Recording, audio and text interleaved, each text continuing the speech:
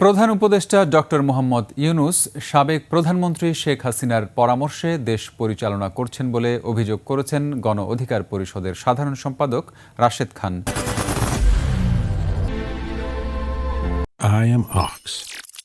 দুপুরে ঝিনাইদহে গণ অভ্যুত্থান পরবর্তী রাষ্ট্র সংস্কারে করণীয় শীর্ষক আলোচনা সভায় তিনি বলেন, যারা হাসিনার সুবিধাভোগী ছিলেন তারা এই সরকারেরও সুবিধাভোগী।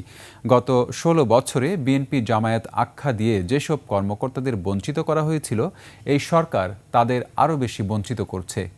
১ বছরে জুলাই বিপ্লব বেহাত হয়ে গেছে বলেও অভিযোগ করে রাশেদ খান।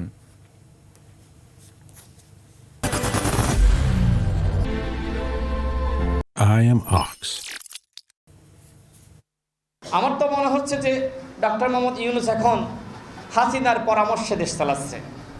কারণ হাসিনা যা রেখে গিয়েছিল তিনি তাই শপথে রেখে দেশ চালাচ্ছেন।